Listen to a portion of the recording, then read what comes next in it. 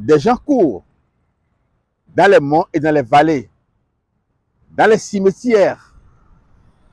Des gens vont à la plage au milieu de la nuit à la recherche du bien-être.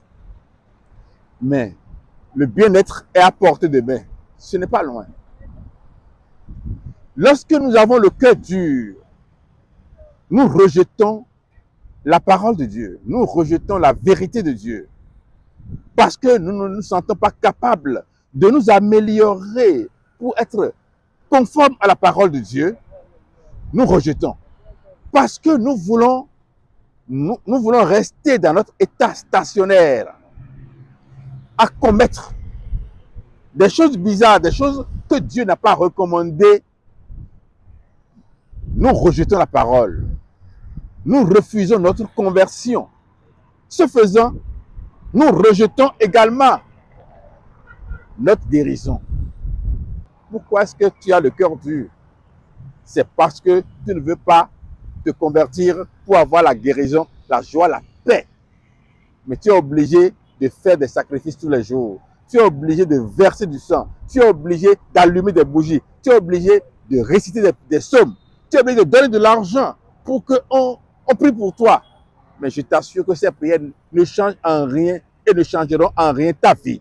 Ta vie demeurera toujours telle qu'elle est, à moins que tu ouvres ton cœur.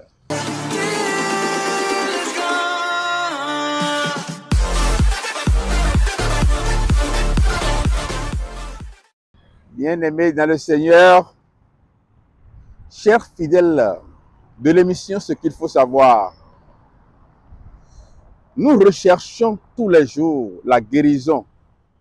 Nous recherchons le salut. Nous faisons des sacrifices. Nous recherchons le bien-être. Des gens courent dans les monts et dans les vallées, dans les cimetières. Des gens vont à la plage au milieu de la nuit à la recherche du bien-être. Mais le bien-être est à portée de main. Ce n'est pas loin. Lorsque nous avons le cœur dur, nous rejetons la parole de Dieu. Nous rejetons la vérité de Dieu. Parce que nous ne nous sentons pas capables de nous améliorer pour être conformes à la parole de Dieu, nous rejetons. La parole de Dieu nous interpelle. Parce que dans l'évangile selon Jean, au chapitre 12, verset 40, il est écrit: il a aveuglé leurs yeux, il a endurci leur cœur, de peur qu'ils ne voient des yeux, qu'ils ne comprennent du cœur, qu'ils ne se convertissent et que je les guérisse. En fait, la condition pour notre guérison, la condition pour notre bien-être, ce n'est pas beaucoup d'argent, hein. La condition pour notre bien-être, c'est notre conversion à la parole de Dieu, à la vérité de la parole, à l'évangile qui libère, l'évangile du salut. Et parce que nous voulons rester dans notre état stationnaire, à commettre des choses bizarres, des choses que Dieu n'a pas recommandées, nous rejetons la parole. Nous refusons notre conversion. Ce faisant, nous rejetons également notre guérison. Si c'est lui qui a endurci votre cœur, vous aurez raison. Mais il n'a pas endurci votre cœur parce que vous avez entendu. Vous avez compris, il a ouvert votre cœur, vous avez compris.